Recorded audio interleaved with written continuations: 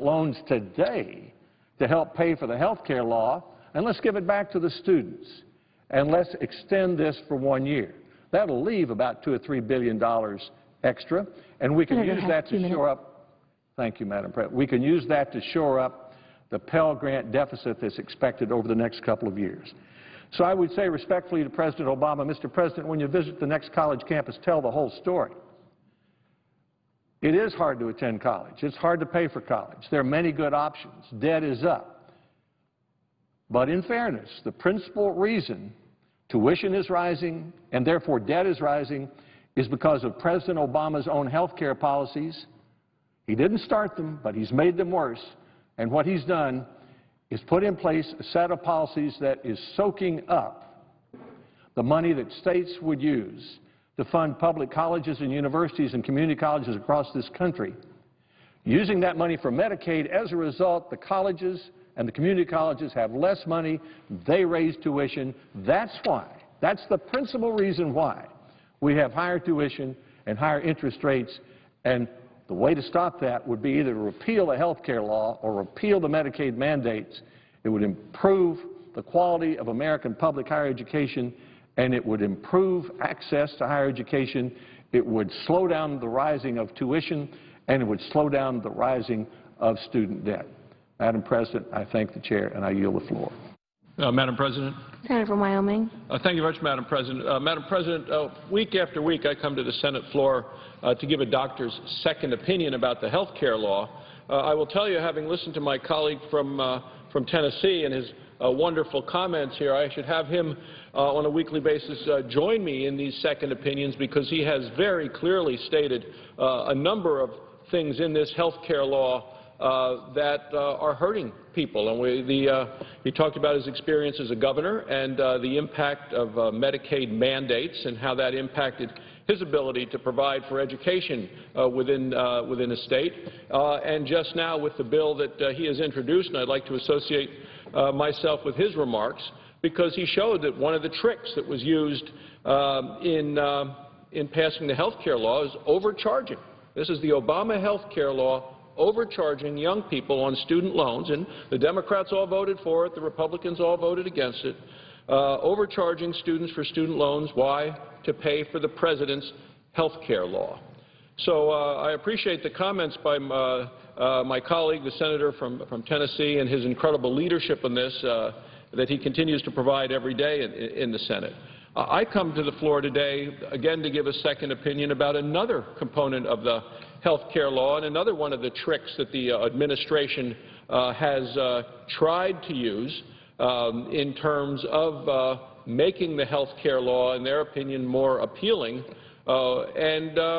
Essentially, the Government Accountability Office this week called foul. The president was caught and called out by the GAO when they have uncovered another gimmick in the president's health care law. It's a gimmick that tries to cover up how the president's law devastates seniors' ability to get the care they need from the doctor that they want at a cost they can afford. The Obama administration's latest trick targets seniors on a program called Medicare Advantage. It's a program that 1 out of 4 seniors, people on Medicare, rely on for their health care coverage.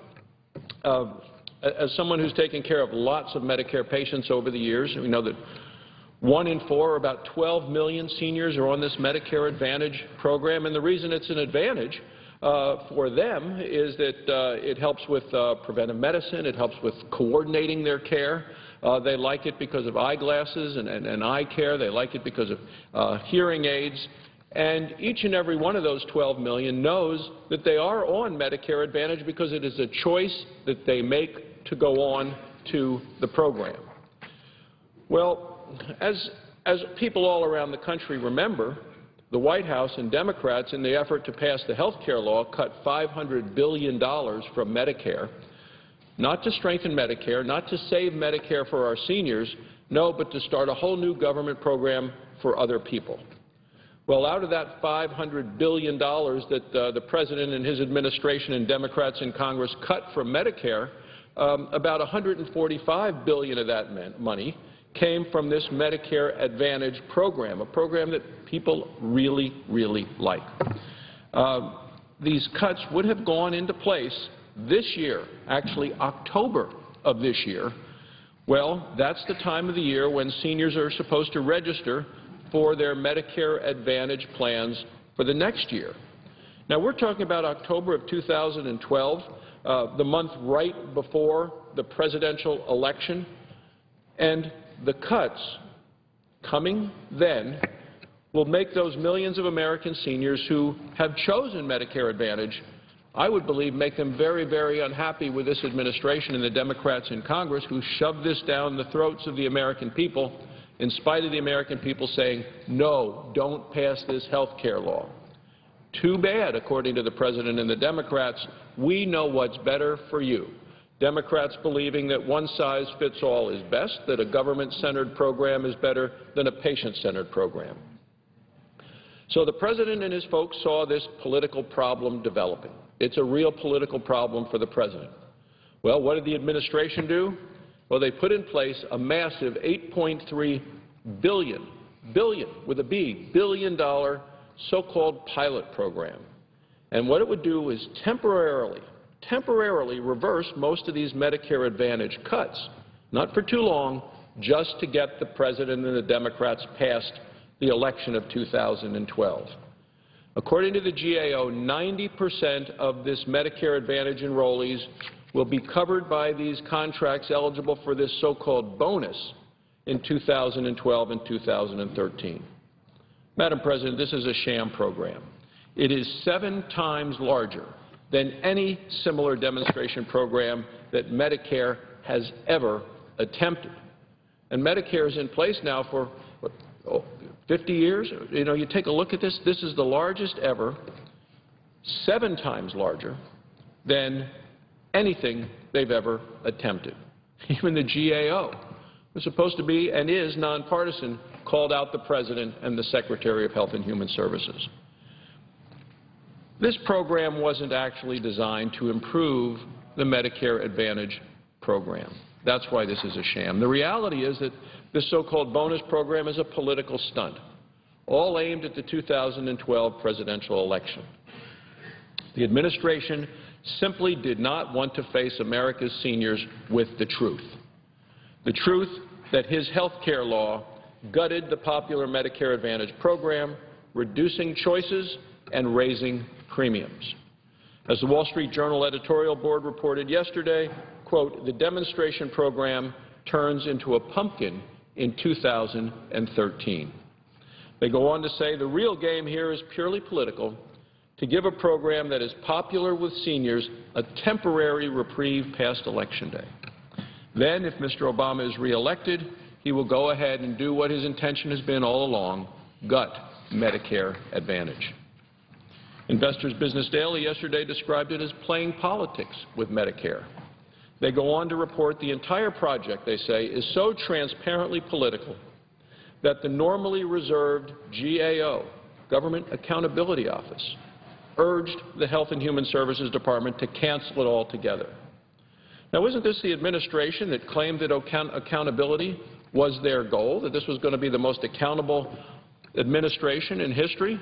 Then why is the government's own accountability office calling the President and the Democrats on the carpet and saying, cancel this program altogether? An op-ed that appeared in Forbes magazine called it, quote, the Obama campaign's $8 billion taxpayer-funded Medicare slush fund. The author notes that this development opens up a new expansion of executive branch power. They go on to say the ability to spend billions of dollars on politically favored constituents without the consent of Congress. So, Madam President, we wouldn't have known about the Obama administration's $8 billion cover-up if it weren't for my colleague, Senator Orrin Hatch, who insisted on the GAO investigation. But the American people, I believe, owe a debt of thanks to Senator Hatch. Thanks to Senator Hatch's leadership, we now know what the administration is doing to try to trick American seniors and make it harder for them to get the care they need after the presidential election. Once again, this administration claims to be for transparency, claims to pride itself on accountability, but this administration is not leveling with the American people. So today, Madam President, I'm calling on the President of the United States to direct his Secretary of Health and Human Services to cancel this waste of taxpayer dollars that's being used to cover up the damage that his health care law is doing to the seniors of this country on Medicare Advantage. It is time they cancel the program and come clean about their plan for seniors on Medicare Advantage. This latest gimmick is just another reason why we must repeal the President's health care law and replace it with patient-centered reform. And so, Madam President, I continue to come to the floor every week because we can never forget Nancy Pelosi's quote that first you have to pass it before you get to find out what's in it. Week after week, we're finding out more things that are in this health care law, and now under the direction and suspicion of Senator Hatch, we have the government accountability coming out and say we found something new again this week, an effort to hide from the American people by this administration the real impacts of the health care law and hide it before the election so that the American people will not go to the polls in the hopes of the President and vote the way that they, in my mind, would vote had they seen the clear reality of all of the impacts of this health care law. So thank you, Madam President, and I yield the floor. Madam President. Senator from Oklahoma. Well, first of all, Madam President, let me just say that we're very fortunate to have the senator from Wyoming with his background to come in and give his second opinion. The ratings are very high on his second opinion, and I'm very glad of that. I also am very pleased that we have the senator from Tennessee talking about the big issue today. There's no one, having been the Secretary of Education in a previous administration, there's no one who's qualified more to talk about student loans than the senator from Tennessee. So I'm very appreciative. And ironically, we've talked about two subjects, and I'm here to talk about one totally unrelated, but I think equally critical, and I have to be critical of this administration. I'm going to state something that hasn't been stated before. I'm going to release something that hasn't been released before, and I think it's very significant that people really listen. You know, this president has had a war on fossil fuels. Now, when we talk about fossil fuels, we're talking about oil, gas, and coal ever since before he was in office. And he's very, very clever, because what he has attempted to do was to kill oil, gas, and coal when we have the huge supply of it here, and yet do it in a way that the American people won't be aware of it. How many people in America, I ask you, Madam President, know what hydraulic fracturing is? I dare say more people know about it today than knew about it a short while ago. So today I want to address for the first time several questionable actions recently taken by the Obama Environmental Protection Agency to stop domestic energy production, particularly by doing it by using hydraulic fracturing. And today I'd like to draw attention to a little-known video from 1910, which shows a top EPA official, Region 6 Administrator Al Armendariz, using the vivid metaphor of crucifixion to explain EPA's enforcement tactics over oil and gas production. Now, this is a long quote, and I'm going to ask you to bear with me, because it's all a quote by Armendariz. He's an administrator from District 6, and how he's instructing at this time people who are working for them, what their behavior should be. So this is an actual quote I'm going to use. It's a long quote. Bear with me. I was in a meeting once, and I gave an analogy to my staff about my philosophy of enforcement. This is a quote from the EPA, and I think it was probably a little crude and maybe not appropriate for the meeting, but I'll go ahead and tell you what I said. It was kind of like how the Romans used to conquer little villages in the Mediterranean. They'd go into a little Turkish town somewhere. They'd find the first 5 guys that they'd run into, and they would crucify them on crosses. And then, you know, that town was really easy to manage for the next few years. And so you make examples out of people who are, in this case, not compliant with the law. Find people who are not compliant with the law, and you hit them as hard as you can, and you make them examples out of them. And there is a deterrent effect there. And companies that are smart see that. They don't want to play that game. They decide at that point that it's time to clean up, and they won't happen, and that won't happen unless you have somebody out there making examples of people. So you go out, you look at the industry, you find the people violating the law, and you go aggressively after them. And we do have some pretty effective enforcement tools.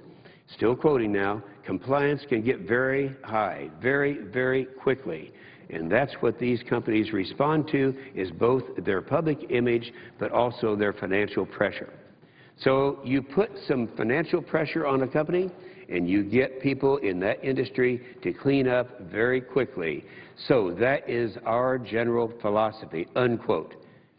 That's the EPA, director of the 6th region. You know, it's just, when you say that, it's kind of like the Romans used to conquer little villages in the Mediterranean. They'd go out in a little Turkish town somewhere. They'd find the first 5 guys they saw, and they'd crucify them. That's how you get their attention. I remember a few years ago when a company, it was actually a lumber company in my state of Oklahoma, called me up. And they said, I'm not sure what to do. The EPA is putting us out of business. And I said, what do you mean putting you out of business? This was a lumber company in Tulsa, Oklahoma. It was Mill Creek Lumber. And the man who was calling me up was the president. He said, we've been disposing of our used case oil in the same legal license depository for 10 years now. And they have traced some of this oil to a Superfund site. And they are now going to fine me $5,000 a day for that violation. Now, that's what the letter said. And I said, send the letter to me. That's just a typical threat by the EPA to try to make you voluntarily go out of business. And he sent it to me. Sure enough, that's what it said. Any cautious or any concerned reader would look at that and say, you know, they're going to put us out of business. He said that they can stay in business maybe another 30 days, and that's the end. Well, that was a threat. That's what they do, to intimidate people. Not quite to the level of a crucifixion, but nonetheless, times have changed. Things have gotten worse over the past few years. So we have, yes, they have the enforcement tools. They are able to scare people, intimidate people, and these are the very people who are working, hiring people, doing what's necessary to run this machine called America. So according to Administrator Armendariz, EPA's general philosophy is to crucify and make examples of domestic energy producers so that other companies will fall in line with EPA's regulatory whims. His comments give us a rare glimpse of the Obama administration's true agenda. No matter how much President Obama may pretend to be a friend of oil, gas, and coal, his green team constantly betrays that truth, that the Obama administration is fully engaged in an all-out war on hydraulic fracturing, thinking that people will know that you kill hydraulic fracturing, you kill oil and gas production in America. Not longer after the Armendariz made his stunning admission, the EPA apparently began to zero in on the first crucifixion victims. The agency targeted U.S. natural gas producers in Pennsylvania, in Texas, in Wyoming. And in all 3 of these cases, before these investigations were complete, EPA made headline-grabbing statements, either insinuating or proclaiming that hydraulic fracturing was the cause of water contamination. But in each case, these are 3 cases now, the EPA's comments were contrived, and despite their best efforts, they had been unable to find any science to back up their accusations. Of course, this administration has a propensity for making embarrassing announcements on days where they hope no one will notice. So during the past 2-week recess, while Congress was out of town, EPA released several late Friday night statements reversing their earlier assertions. But still, the problem is people are still walking around believing these things are true. They hope that they can admit that they were wrong quietly, but We are not going to let that happen and not let them get away with it. The American people deserve to know exactly why the EPA is pushing ahead with such intensity to capture alarmist headlines, and then when no one's looking and when their investigation shows that they are wrong, quietly back away from it. Now, the EPA in Texas, Wyoming, and Pennsylvania not only reversed their assertions, but did so with a stunning lack of transparency, strategically attempting to make these announcements as quickly as possible, and at times they knew Congress wouldn't be looking. Let me just quickly highlight a few of these examples. Parker County, Texas, the agency's major announcement, the withdrawal of their administrative order, was announced at a time they knew Congress was adjourning for Easter recess. In Dimock, Pennsylvania, EPA made two announcements. The same thing happened there. In Pavilion, Wyoming, EPA announced their reversal as Congress was wrapping up that week. So the same thing was happening. So now the EPA's general philosophy is to crucify domestic energy producers. So let's look at the three of their crucifixions. Start off Parker County, Texas. This could be, I think, the most outrageous of all the examples that we'd be talking about today. I won't have time to hit them all, but I will come back and make the complete statement that I was going to make. Unfortunately, there isn't quite time to finish it now. But what happened in Parker, Texas, it took place in Region 6, and that's where my state of Oklahoma is located. Despite Texas state regulators actively investigating the issue, EPA Region 6 issued a December 7, 2010 emergency administration order which determined, I use the word determined because that's the word that they used, determined that state and local authorities had not taken sufficient action and ordered a company called Range Resources to provide clean drinking water to affected residents and begin taking steps to resolve the problem. Along with this order, the EPA went on a publicity barrage in an attempt to publicize its premature and unjustified conclusions. The day of the order, EPA issued a press release in which it mentioned hydraulic fracturing, not once, not twice, but 4 times, in trying to tie that to problems with groundwater contamination. The agency claimed that they also had determined, again I use that word, that natural gas drilling near the homes by Range Resources in Parker County, Texas had caused the contamination of at least 2 residential drinking water wells. Now, Regional Administrator Al Armendariz was quoted in a press story posted online prior to him even notifying the state of Texas that EPA was making their order, and the emails have been obtained from the day the order was released, showing him gleefully sharing information with rabid anti-fracking advocates saying, and this is a quote by this EPA regional administrator, quote, "We're about to make a lot of news. Time to TiVo Channel 8. He was rejoicing. In subsequent interviews, Armendariz made comments specifically intending to incite fear and sway public opinion against hydraulic fracturing, citing multiple times a danger of fire or explosion. When state regulators were made aware of EPA's actions, they made it clear they felt the agency was proceeding prematurely, to which Armendariz forwarded their reply, calling it stunning. Now, what was stunning, to quote Armendariz, were revelations about the way in which the EPA acted in this particular case, which led me to send a letter at that time to the EPA Inspector General requesting him to preserve all records of communication in connection with that emergency order issued by the EPA Region 6 Administrator. Subsequent to the EPA's December 7, 2010 administrative order, on January 18, 2011, EPA followed through on Regional Administrator Armendariz's promise to, quote, make examples of people, unquote, and filed a complaint in federal district court requesting penalties against Range Resources of $16,500 a day for each violation that they allege took place. Each violation. Now, I don't know how many violations there are.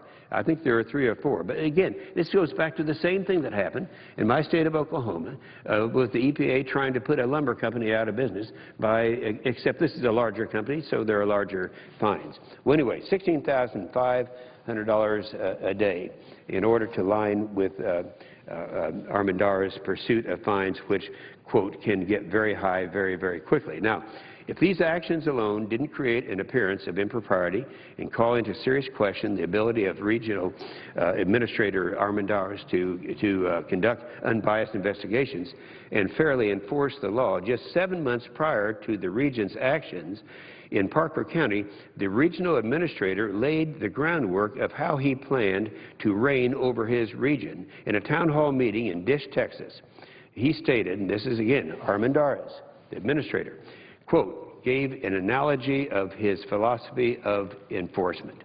Again, we've already talked about that analogy. Now, this is the quote that I highlight at the beginning of my speech. Remember, Armendariz said it's kind of like the Romans used to conquer little villages in the Mediterranean. They'd go into a little Turkish town somewhere. They'd find the first 5 guys they saw, and they'd crucify them. And then they'd know that that town was really easy to manage from then on. Let me go back and be clear about this. President Obama's appointed regional administrator for the states of Arkansas, Louisiana, New Mexico, Texas, and Oklahoma, comparing his philosophy of enforcement over the oil and gas industries to Roman crucifixions, where they would just grab the first 5 guys you saw in order to set the policy and to scare everybody else and crucify them.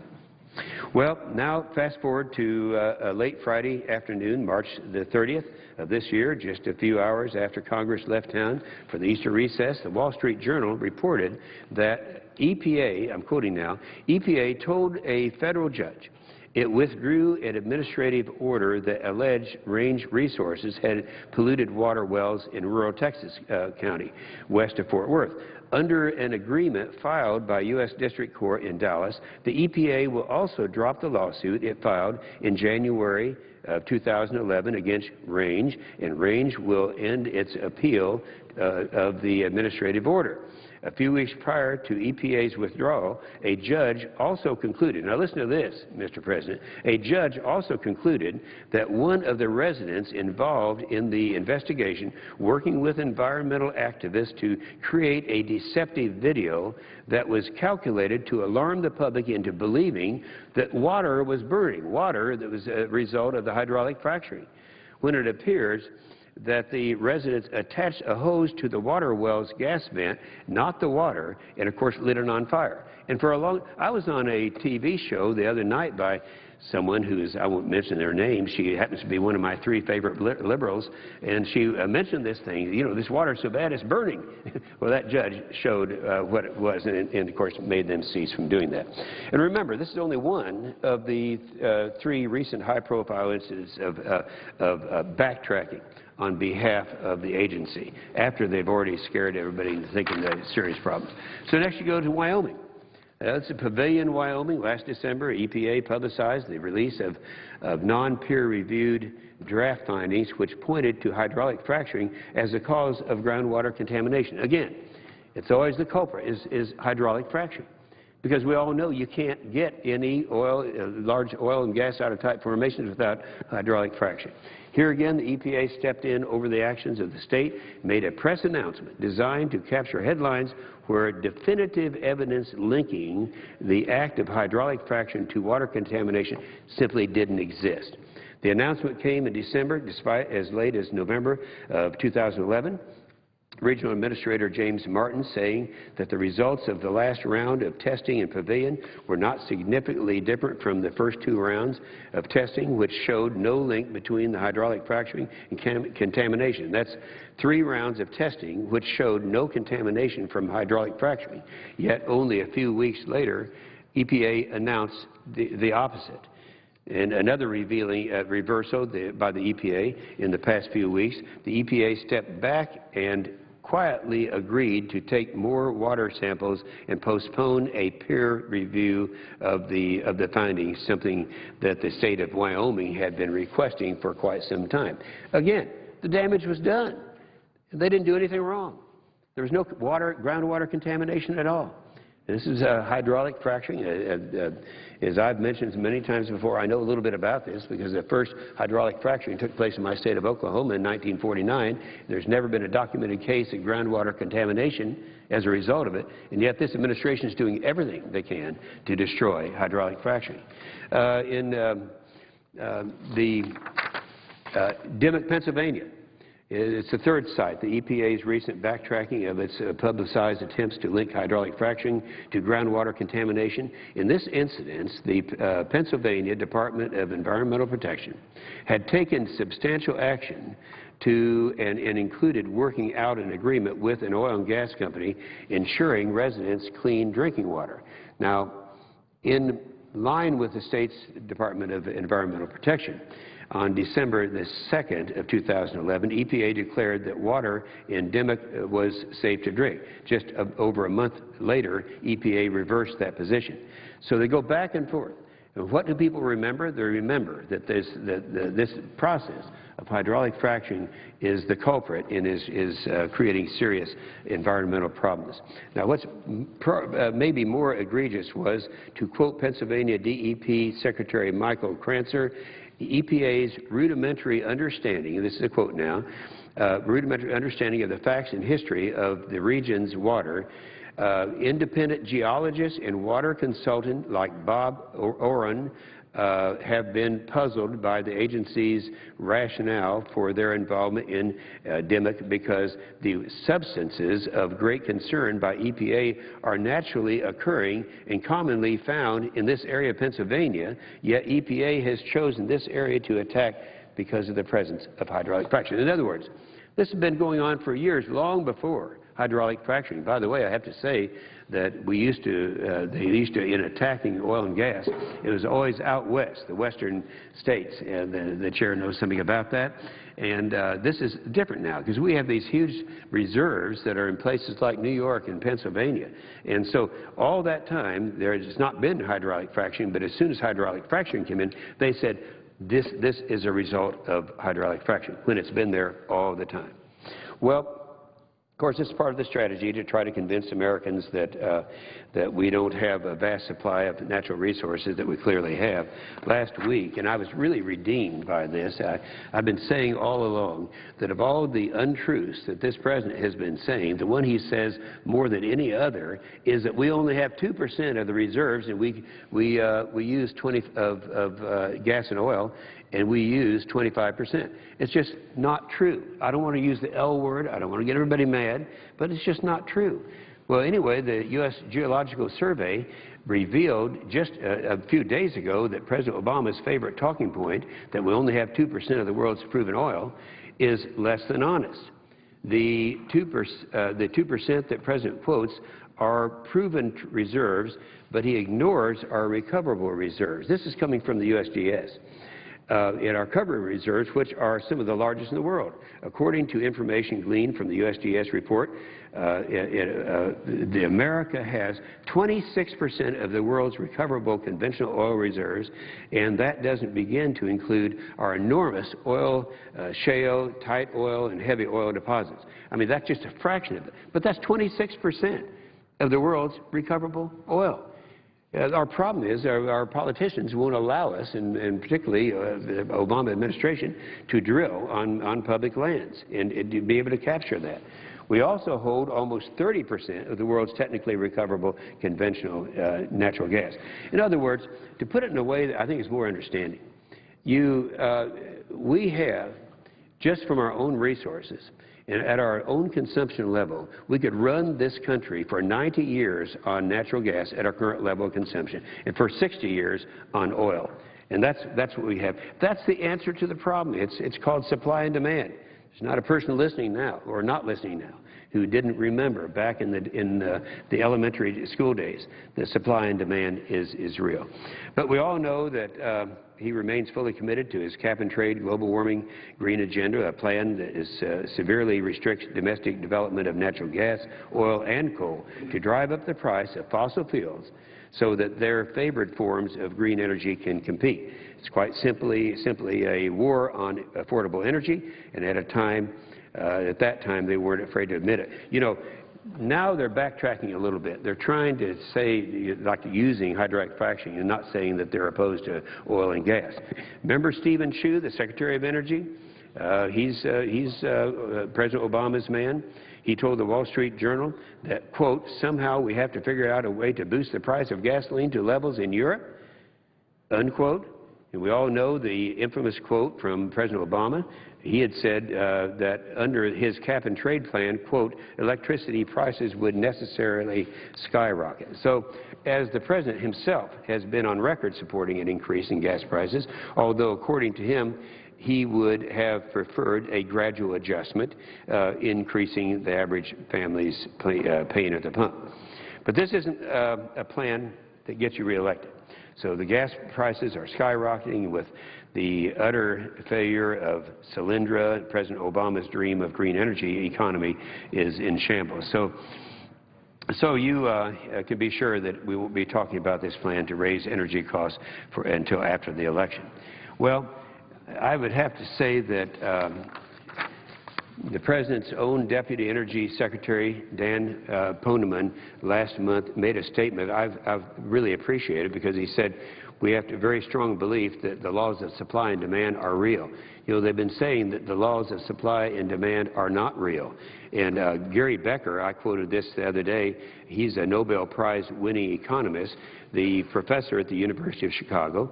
He has said that supply and demand are the cause of the vast majority of large fluctuations in oil prices, and it is hard to believe that speculation has played a major role in causing a large swing in oil prices. Well, the President tried to say it's not supply and demand. We don't need to develop our own resources to bring down the price of gas at the pumps, and it's speculation. Well, here's a Nobel Prize winner saying that just flat is not true. The President's budget proposal this year alone, I want to get back to how he has made this attempt to tax oil and gas out of business. The President's budget proposal this year alone amounts to $38.6 billion tax increase on oil and gas companies, which would hit my own state of Oklahoma, where 70,000 people are employed in oil and gas development, especially hard. His proposal specifically would either modify or outright cancel the Section 199, that's a manufacturer's tax deduction. That's something all other manufacturers would be able to enjoy, but he could not. The intangible drilling costs, the IDCs, expensing percentage depletion, tertiary injections, all of these were in his budget, not just this year, not just last year, but every year since his budget 4 years ago, to try to tax the oil and gas companies out of business. Now, his actions have not slowed his rhetoric. In fact, President Obama has become so desperate to run from his anti-fossil fuel record that he ran all the way to Cushing, Oklahoma. That's my state. We have a major intersection in a pipeline down there. It was this President, in his attack on fossil fuels, who stopped the XL pipeline that goes from up in Canada down through to my state of Oklahoma. Now, he came all the way to Oklahoma to say that I am in support of the pipeline that goes south out of Oklahoma into Texas. Well, wait a minute. That's because he can't stop it. He could only stop the other one because it crossed the line from Canada to the United States. So he came all the way to Oklahoma to say that he was not going to stop something that he couldn't stop anyway. So President Obama is trying to take credit for the increase in oil and gas, and I've got to get this out because I think so many people don't understand that.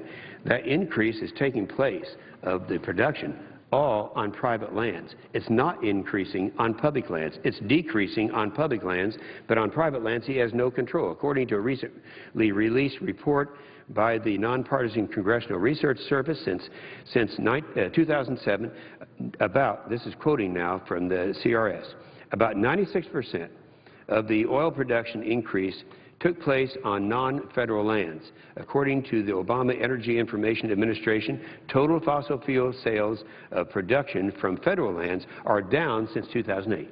They're down, not up. They're down. And during that time, the natural gas boomed throughout the country. So in other words, we've gone through the biggest boom on private land, but he won't allow us to do it on public land, and that's where these tremendous reserves are. Well, the gas sales from production from federal lands are down 17% since 2008. And finally, according to the PFC Energy, which is a global consulting firm specializing in the oil and gas industry, 93% of shale oil and gas wells in the United States are located on private and state lands. Hardly a federal government triumph that the President falsely attempts to take credit when you put all the pieces together. It's very clear that what President Obama's election strategy is, say great things about oil and gas, say great things about coal and the virtues of domestic energy production, but under the surface, try really hard to manufacture something wrong with hydraulic fracturing.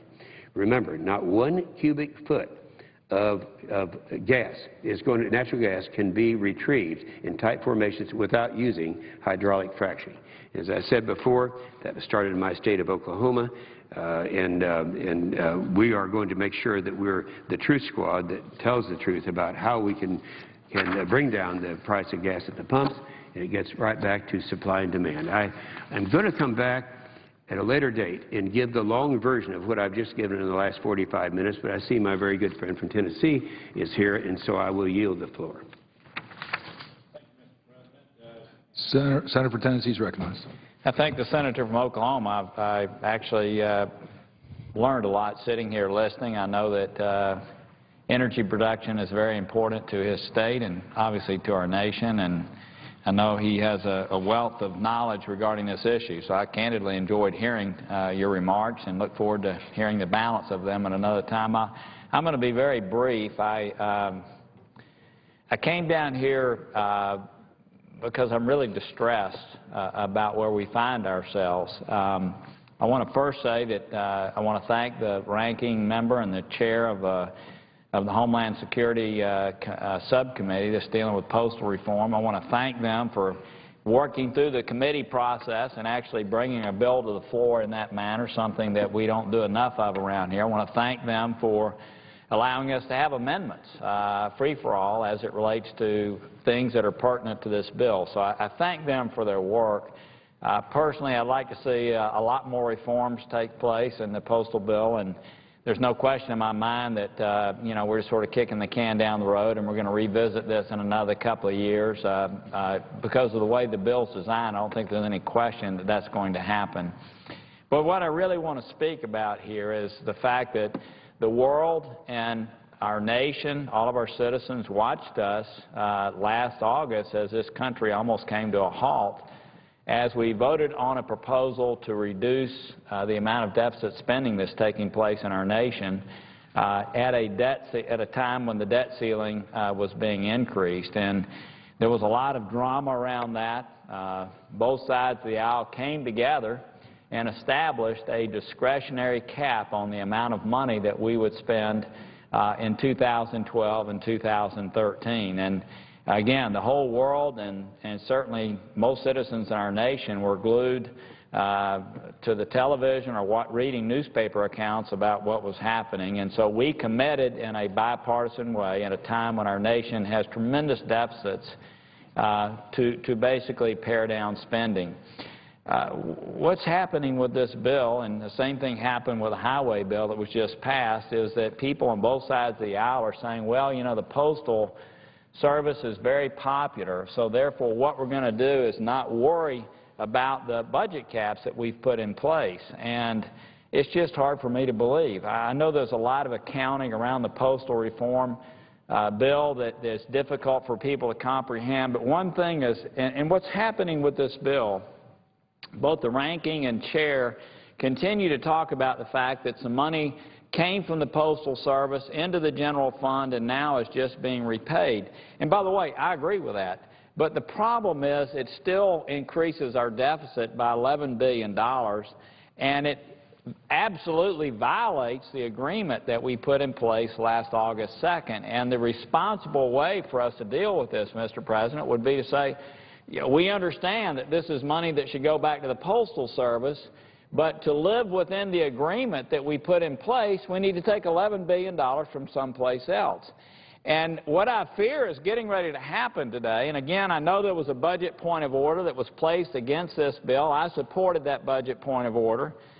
the ranking and chair, who again I respect tremendously, said let us go through this process and see if there are some amendments that actually pare down the cost. Well, that's not happening. And so what I fear is going to happen this afternoon is that in an overwhelming bipartisan way, Congress is going to say one more time to the American people, you absolutely cannot trust us to deal with your money. Because we are Western politicians, Western democracies are having the same problems in Europe, and basically the way that we get reelected is we spend your money on things that you like without asking for any repayment of any kind. And that's what's happened in this nation for decades. That's what we're seeing play out right now in Europe. We're able to watch the movie of what's going to happen to this great nation. And yet, we have politicians here in this chamber that have agreed to what we're going to spend this year, and already because we have two popular bills in a bipartisan way, people are saying, well, it doesn't really matter what we agreed to. We really don't care that the biggest generational theft that's ever occurred in this nation is continuing. We're basically taking money from our children to keep us in elective office by not making tough choices. I'm afraid that's what's going to happen this afternoon on this bill. So I'm just coming down one more time to appeal to people on both sides of the aisle, which are participating in this, to say, look, we made an agreement. We made this agreement just last August 2nd where we said how much money we would spend, and we're violating it again on this bill. And what I would say is if the Postal Service is so popular, let's take money from some other place that we don't consider to be the priority that this is. But we don't do that. Instead, what we're doing is exactly what has happened in Europe, what has happened here for a long time, where we have this deal, this arrangement between politicians of this body and citizens where we continue to give them what they want, but we won't set priorities. We will not ask them to pay for it. And what's happening is our country is on a downward spiral. And these young pages who are sitting in front of me are going to be paying for it. It's absolute generational theft. And this afternoon, we're going to take another step in that direction. I just appeal to everyone to say, look, if we want to pass this postal reform bill, let's cut $11 billion some other place. I mean, that's what the states that you represent have to do. That's what the cities that you come from have to do. But we won't do that here. So, look, I'm not talking about one side of the aisle or the other. What I think is going to happen this afternoon is that people on both sides of the aisle are going to break trust with the American people, violate an agreement that we just put in place, and basically send a signal to the world that you absolutely cannot trust the United States Senate to live within its means, that we'd rather do things to get ourselves reelected now than save this nation for the longer term. With that, Mr. President, I yield the floor.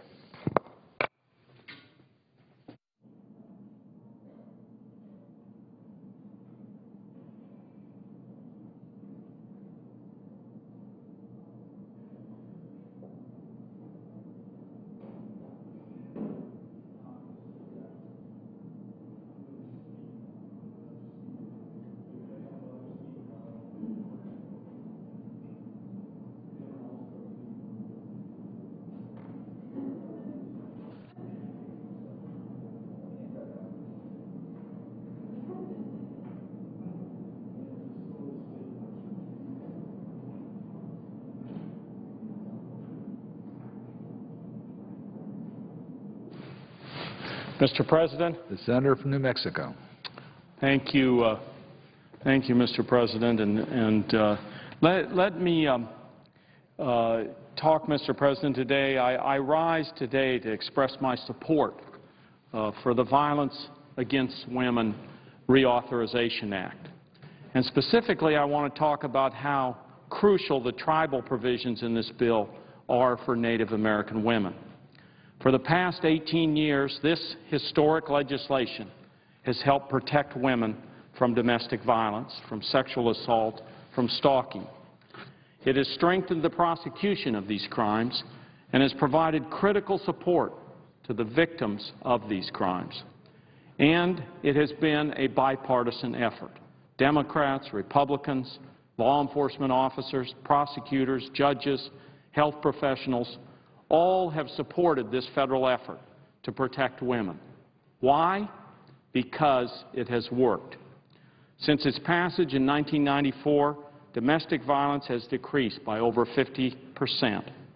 And the victims of these crimes have been more willing to come forward. Knowing that they are not alone, knowing they will get the support they need, knowing that crimes against women will not be tolerated. Unfortunately, not all women have seen the benefits of the Violence Against Women Act. That is why the tribal provisions in the reauthorization are so important. Native women are 2.5 times more likely than other U.S. women to be raped.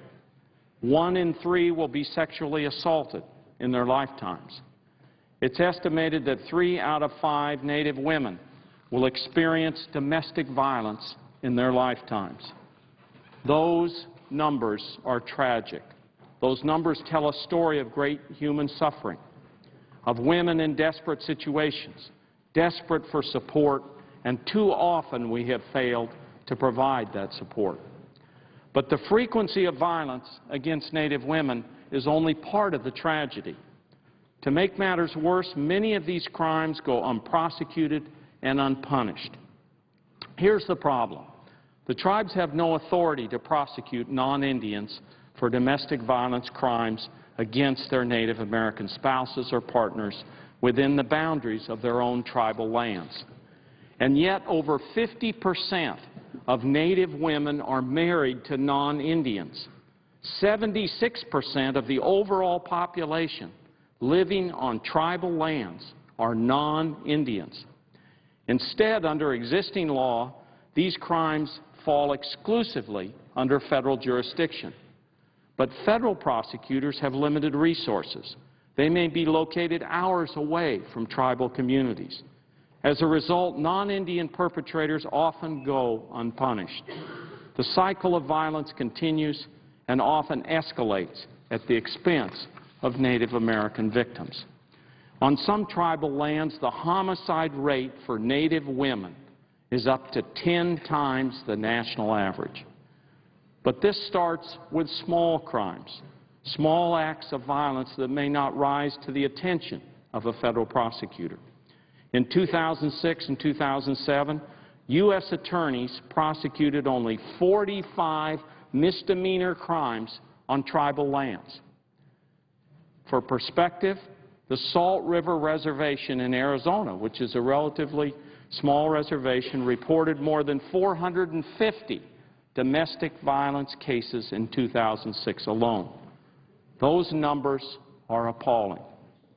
Native women should not be abandoned to a jurisdictional loophole. In effect, we have a prosecution-free zone.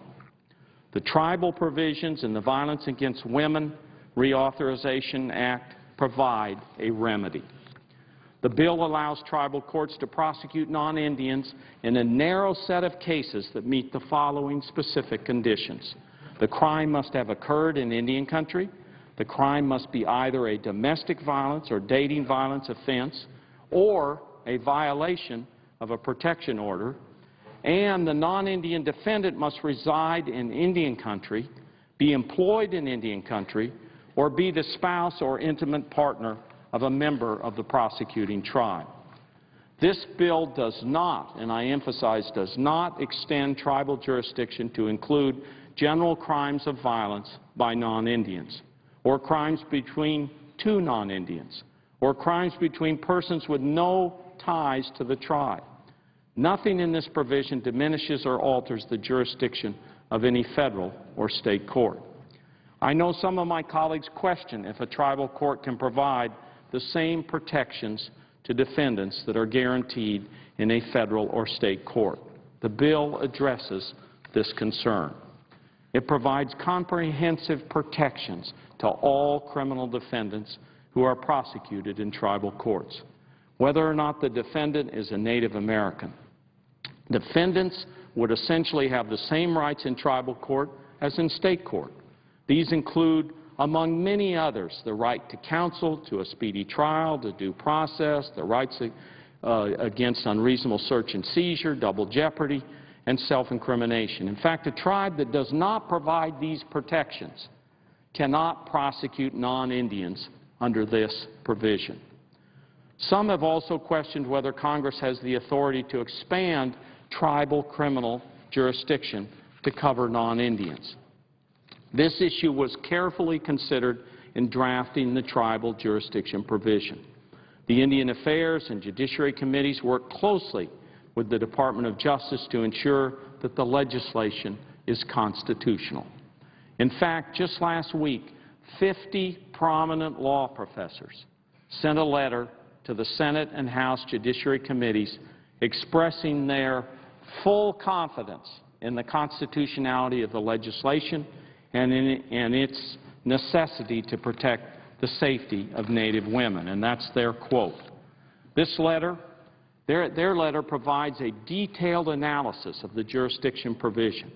It concludes, and I quote, "The expansion of tribal jurisdiction by Congress, as proposed in Section 904 of S. 1925, is constitutional."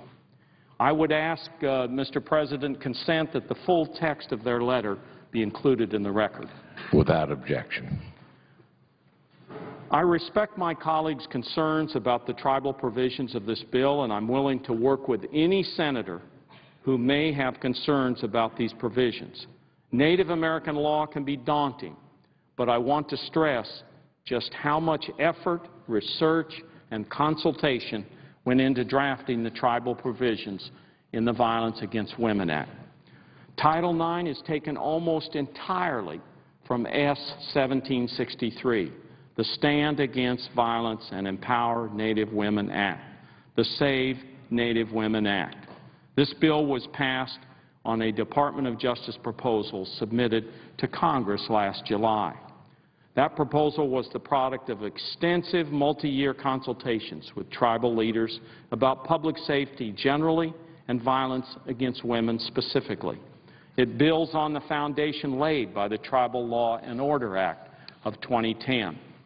The Save Native Women Act was cleared by the Indian Affairs Committee in a unanimous voice vote.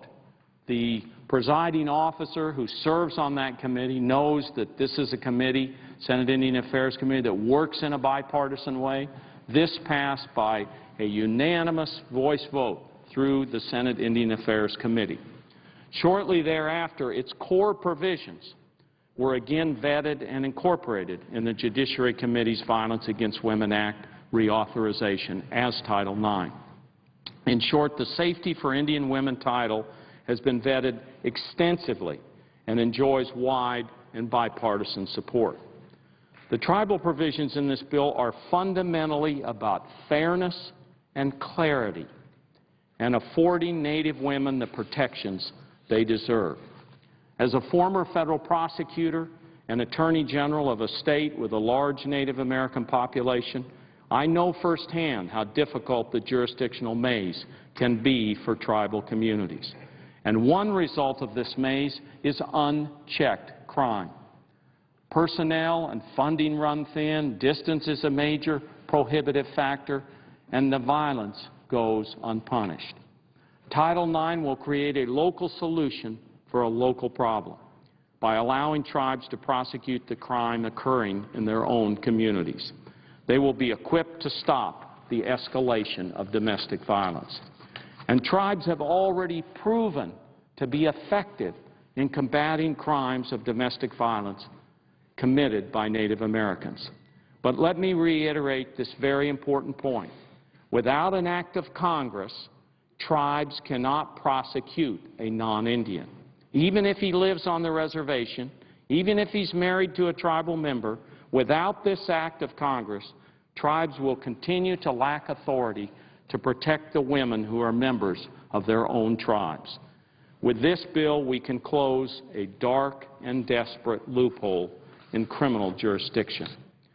Beyond extending the jurisdiction of tribes, within specific constraints, the bill will also promote other efforts to protect Native women from an epidemic of domestic violence. By increasing grants for tribal programs to address violence and for research on violence against Native women, and also by allowing federal prosecutors to seek tougher sentences for perpetrators who strangle or suffocate their spouses or partners. All of these provisions are about justice. Right now, Native women don't get the justice they deserve. But these are strong women. They rightly demand to be heard. They have identified a desperate need and support logical and effective solutions. That is why Native women and tribal leaders across the nation support the Violence Against Women Reauthorization Act and the proposed tribal provisions. Let us work with these women to create as many tools as possible for confronting domestic violence. There are many, far too many, stories of desperation that illustrate why the provisions protecting Native women are in this bill. I want to share just one story now. This is the story of a young Native American woman married to a non-Indian. He began abusing her 2 days after their wedding. They lived on her reservation. In great danger, she filed for an order of protection, as well as a divorce within the first year of marriage. The brutality only increased. It ended with the woman's abuser going to her place of work, which was located on the reservation, and attempting to kill her with a gun. A co-worker, trying to protect her, took the bullet. Before that awful day, this young woman had nowhere to turn for help. In her own words, these are her own words, after a year of abuse and more than 100 incidents of being slapped, kicked, punched, and living in horrific terror, I left for good. During the year of marriage, I lived in constant fear of attack. I called many times for help, but no one could help me. The tribal police did not have jurisdiction over the daily abuse because the abuser was a non-Indian. The federal government had jurisdiction but chose not to exercise it because the abuse was only misdemeanor level prior to the attempted murder. The state did not have jurisdiction because the abuse was on tribal land and the victim was Native American. Her abuser at one point after an incident of abuse actually called the county sheriff himself to prove that he was untouchable. The deputy sheriff came to the home on tribal land but left saying he did not have jurisdiction. This is just one of the daily, even hourly stories of abuse. Stories that should outrage us all and that could end through local intervention. Local authority that will only be made possible through an act of Congress. We have the opportunity to support such an act in the tribal provisions of VAWA. I encourage my colleagues to fully support the tribal provisions in this very, very important bill. And I note the absence of a quorum. Clerk will call the roll. Mr. Akaka.